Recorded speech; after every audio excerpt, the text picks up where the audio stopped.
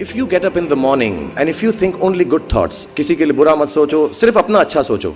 मैं बड़ा सेल्फिश आदमी हूं और मैं बिलीव करता हूं कि अगर दूसरों का सोचने का मौका ना मिले, अपने लिए भी सिर्फ अच्छी बात सोचो। ये मत सोचो कि दूसरा हार जाए, ये सोचो कि मैं कैसे जीतूं।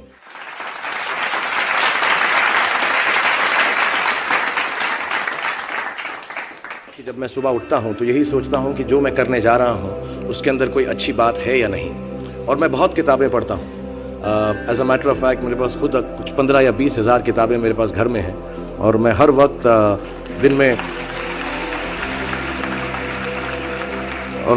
3 किताबें एक साथ पढ़ता हूँ।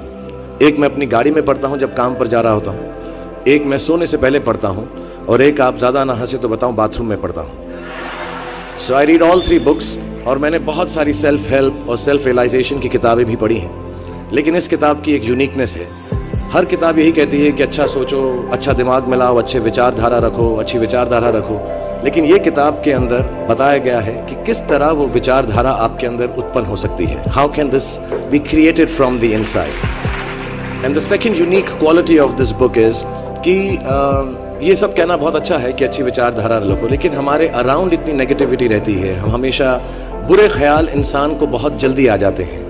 बट ये किताब के अंदर ये भी बताया गया है कि कैसे वो सेंटर को, वो सोर्स को टैप करके हम बुरे ख्यालातों से बचें।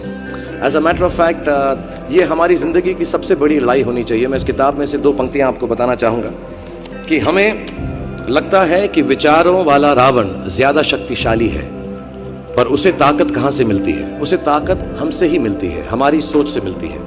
इस किताब में उस सोर्स को कंट्रोल करना सिखाया गया है।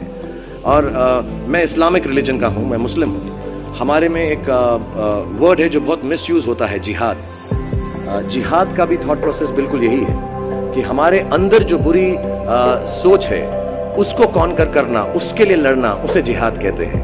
बाहर सड़कों पे लोगों को मारने को जिहाद नहीं कहते। 2-3 बातें और कहूँगा लोगों के बारे में जिन्होंने मुझे यहाँ पर बुलाया है, इनसे मेरी मुलाकात हुई और बहुत अच्छा लगा मुझे। जैसा मैंने कहा कि सुबह उठते ही अच्छी थॉट्स सोचो। इस किताब में 2-4 लाइनें और ऐसी हैं जो मुझे लगता है हमको सोचने पर मजबूर करती हैं। If you get up in the morning and if you think only good thoughts, किसी के लिए बुरा मत सोचो, सिर्फ अपना अच्छा सोचो। मैं बड़ा सेल्फिश आदमी हूँ और मैं बिलीव करता हूँ कि अगर दूसरों का सोचने का मौका ना मिले, अपने लिए भी सिर्फ अच्छी बात सोचो। ये मत सोचो कि दूसरा हार जाए, ये सोचो कि मैं कैसे जीतूं। It's only a way that you can turn around the same thought. Because as this book says, विश्व में किसी भी चीज के भौतिक निर्माण से पहले उसका विचारों में निर्माण होता है, which is true. I believe all things created in this world are created by our own thoughts. जो विचार होश और जोश में किए जाते हैं वे ही हकीकत को बदलते हैं।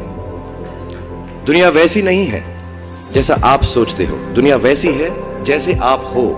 सो जो भी आपको कभी कभार दिल में आता है कि ये इंसान में से अच्छाई नहीं कर रहा है, ये घटिया है, ये बुरा है, ये जो सिचुएशन है अच्छी नहीं है, as a matter of fact अगर आप अपना नजरिया बदल के रात को सोने से पहले उसी आदमी के बारे में उसके पॉइंट ऑफ व्यू से देखें, उसी सिचुएशन को एकदम नेगेटिविटी के बिना देखें, तो आपको मालूम पड़ेगा कि सिचुएशन इतनी बुरी नहीं है। आपके अराउंड जो लोग हैं, दोस्त हैं या दुश्मन जिन्हें आप समझते हैं, वो एक्चुअली दुश्मन नहीं हैं। So it is the way you think of the world, that is how the world will look to you, is the most important aspect of this book. मुझे अपनी भी मुझसे पूछा इन्होंने सवाल, मैंने पूरा जवाब नहीं दिया कि मैं जब छोटा था तो कैसा सोचता था। मैं सोचता था कि इतना बड़ा स्टार बन जाऊंगा। आई रिमेंबर मैंने टीवी में एक सीरियल किया था, आप लोग शायद बहुत सारे यहाँ पे छोटे इन्होंने देखा नहीं होगा, एक फौजी सीरियल किया था मैंने। एंड पहली बार जब मैं सड़क में जा रहा था तो मैंने देखा 2 औरतें 3 व्हीलर में हैं और सडनली उन्होंने मुझको देखा। मेरा नाम उस सीरियल में अभिमन्यु राय था, फौजी में। और सडनली उन्होंने मुझे देखा और मैंने नोट किया कि उनके मुंह पे इतनी बड़ी मुस्कान आ गई है मुझे देखते ही कि हाय शाहरुख शाहरुख, ऐसा करके वो चिल्लाने लगे।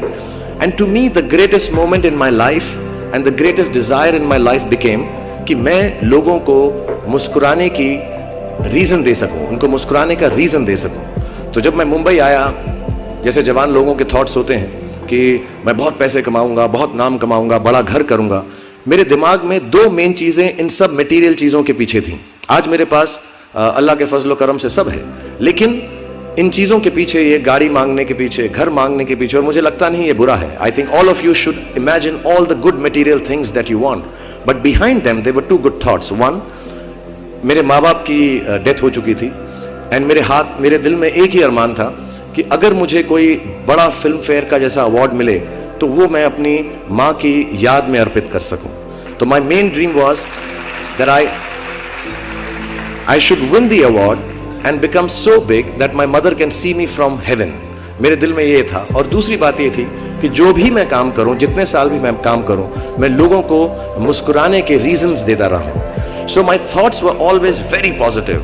My reasons were very, very clear कि I will do this to bring smiles to people's faces. And that's the God's honest truth. Today sometimes I don't need any of it, but I keep working day and night, 20 hours a day. मेरे बेटे का जन्मदिन था परसों और उसने कहा आप मेरे साथ नहीं हो. नहीं, मैंने कहा मैं काम पे जाऊंगा बिकॉज लोगों की मुस्कुराहट मेरे लिए सबसे ज्यादा अहम है. So if you have a good reason,